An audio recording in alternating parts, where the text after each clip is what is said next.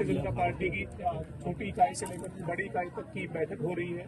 किस तरीके से किस रणनीति पर चर्चा हो रही है सर? और जो वो चुनाव के बाद एक तरफ सरकार एक्शन मोड में है, दूसरी तरफ संगठन भी अपनी तमाम गतिविधियों को आगे बढ़ा है सर। आप देखिए, क्योंकि चुनाव के अंदर सभी कार्यकर्ताओं ने मजबूती से काम किया है और सभी से बैठ करके उनसे चर्चा जो कार्यकर्ता को मिलेगी और उन्होंने जो नीचे काम किए उसके बारे में चर्चा हो रही है। कहाँ कहाँ कार्यकर्ताओं ने जो अच्छे भी काम किए हैं, सभी कार्यकर्ता मजबूती से लगे रहे हैं, यहाँ गर्मी में लगे रहे हैं।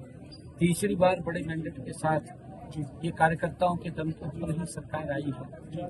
आदरणीय मोदी जी और डबल इंजन सरकार की नीति जो मजबूती से नीचे तक पहुंची है और उसकी चर्चा हमारे कार्यकर्ताओं ने घर घर जा करके की, उसका परिणाम है। और उसको लेकर के अलग अलग जो जिम्मेवारी जिन कार्यकर्ताओं को जहां जहां दी गई थी उन सबसे बैठ करके बातचीत हो रही है। अभी हमारे कोर कमेटी के सभी पदाधिकारी थे, उनसे बातचीत हो रही थी, क्योंकि एक मेंबरशिप का बड़ा अभियान सदस्यता ग्रहण का चल रहा है। उसको लेकर के अलग अलग जिम्मेवारियां भी सौंपने का डिस्ट्रिक्ट वाइज काम किया है, ताकि जो टारगेट मेंबरशिप का लिया है 50 लाख का, उसको जल्दी हरियाणा पूरा करेगा। और उसको लेकर के सारी योजना रणनीति वो बनी, चर्चा हुई है। और क्योंकि सरकार भी गति से, क्योंकि हमने तीव्र गति से काम करना है और उसको लेकर के कई ऐसे विषय होते हैं, उन विषयों को भी हमने डिस्कस किया। सर, सरकार जो काम कर रही है उनको संगठन के लोग जो वो नीचे लोगों तक सरकार की योजनाएं, सरकार के फैसलों को किस तरह से लेकर जाएं, और जल्द से निकाय चुनाव कई जगह प्रस्तावित है, उसको लेकर संगठन कितना तैयार है सर? पार्टी कितनी तैयार? नहीं, हमारी लगभग तैयारी है। और क्योंकि मेंबरशिप चल रही है, ये सदस्यता अभियान जो ही अपना समय पर होता है और इस बीच में देख करके, क्योंकि हमने टारगेट रखा है 50 लाख का, जल्दी ही और पूरा कर लिया जाएगा। और इसको तीव्र गति से हम करेंगे, क्योंकि चुनाव कराने हैं, चुनाव जल्दी ही हम वो हों, इसके लिए हम कर रहे हैं। कैप्टन अजय यादव कह रहे थे सर, आज चंडीगढ़ में प्रेस कॉन्फ्रेंस करी कि 26 नवंबर से 26 जनवरी तक राहुल गांधी एक बार फिर से भारत जागरण अभियान, जोड़ो अभियान जो पहले था उनका भारत जोड़ो अभियान, उसको लेकर आगे बढ़ेंगे। जातिगत जनगणना हो, इसको लेकर देश को जागरूक किया जाएगा। और जो पूरे देश में जाएंगे, 2 महीने का ये उन्होंने अपना कार्यक्रम कांग्रेस ने बनाया है सर। और जातिगत जनगणना की बात कांग्रेस बार बार करती है सर, आप क्या कहेंगे सर? आज देखिए, क्योंकि मेरा जो मानना है, कांग्रेस 50-55 साल तक सत्ता में रही और कांग्रेस ने जो अपेक्षाएं देश को कांग्रेस से थी वो पूरी नहीं कर पाई।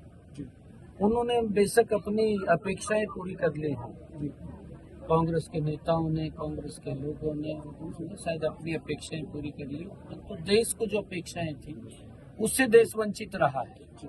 अभाव था हर चीज का। ये कैप्टन साहब को भी मैं तो आप सबसे कहूँगा कि आप सब जागरूक पत्रकार हैं, जब ये लोग इस प्रकार की बात करते हैं तो उनसे जरूर पूछना चाहिए। जब सड़कों का भी अभाव था इनके समय के अंदर, गैस का भी अभाव था, विकास का भी अभाव था, सड़कें भी नहीं बनती थी, मेडिकल कॉलेजों का भी, हेल्थ का भी अभाव था, एजुकेशन का भी अभाव था इनके समय के अंदर। परंतु क्योंकि जब देश ने इनको देख लिया है, कांग्रेस पार्टी को, और उनको नकार दिया है, जब इनको नकारा है तो इनको फिर इस प्रकार की बातें याद आती हैं कि ध्यान डाइवर्ट करना है, जनगणना करानी है। भाई थारे को किसने रोक लिया था? 55 साल तक रहे हैं और ये भी मंत्री थे उस सरकार में जी, आवाज उठानी चाहिए थी भाई जी जनगणना कराई जाए। परंतु जब तो ऐसा लग रहा था अभी वोट तो ले लेते थे जी, पिछड़े का भी शोषण करते थे जी, और एससी का भी शोषण करते थे, आम व्यक्ति का भी शोषण करते थे, तब तो ध्यान नहीं रहता था भी वोट दे रहे हम।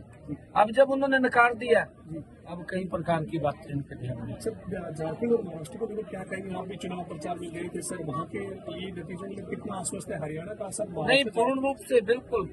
लोग देखिए, नीचे के लोग इस बात को पूरे अवगत हैं कि मोदी जी ने जो काम किए उसको कोई नकार नहीं सकता पूरे देश के अंदर। क्योंकि इतने जबरदस्त काम हुए कि पहली बार ये सरकार गरीब के घर में पहुंची है। नहीं, आज तक तो गरीब तो देखता रहता था सरकार कहाँ है, दिखाई नहीं देती थी सरकार। परंतु अब गरीब व्यक्ति को ये लगने लगा है कि जब से मोदी जी 2014 से प्रधानमंत्री बने हैं कि एक्चुअल में गरीब की अगर किसी ने सुध ली है या गरीब के बारे में विचार किया है तो ये नरेंद्र मोदी डबल इंजन की सरकार ने विचार किया। उसका परिणाम है कि अंतिम छोर तक गरीब के घर तक योजना पहुंचाने का लाभ नरेंद्र मोदी की सरकार ने किया है। जहां स्टेट के अंदर डबल इंजन की सरकार नहीं है, किसी अन्य दल की सरकार है, वो तो वहां के लोगों को भी उन सुविधाओं से वंचित रखते हैं जो सुविधाएं नरेंद्र मोदी जी दी है। उसका उदाहरण है, आप पश्चिम बंगाल में देखिए, पंजाब हमारे पड़ोस में है, आप देखिए पंजाब के अंदर भी बहुत सारी योजनाएं वो नहीं मिल पा रही लोगों को, लोग उससे वंचित हैं और ये लोग अपनी राजनीति को घुमाते रहते हैं, वोट लेते रहते हैं। कई योजनाएं तो हिमाचल के अंदर भी, क्योंकि वायदे तो करे हैं कांग्रेस ने, वायदे तो किसी ने रोका नहीं, परंतु पूरे नहीं किए, वायदे करके वोट ले लिया और फिर उनका शोषण करा। अब तो आप आश्वासन एनडीए और बीजेपी बिल्कुल और महाराष्ट्र में बिल्कुल, महाराष्ट्र के अंदर भी दूसरी बार बहुत बड़े मैंडेट के साथ आदरणीय नरेंद्र मोदी जी के नेतृत्व के अंदर एनडीए सरकार बन रही है, डबल इंजन की सरकार बन रही है। झारखंड में बन रही है, क्योंकि मैं जीरो ग्राउंड के ऊपर रहा हूँ। लोगों का एक बड़ा जोश, जो उत्साह, आम पब्लिक क्योंकि मोदी जी की नीतियों से बड़ा प्रभावित है और वहाँ पर जो 2.5 सालों के अंदर हमारी सरकार ने काम किए हैं वो ऐतिहासिक काम।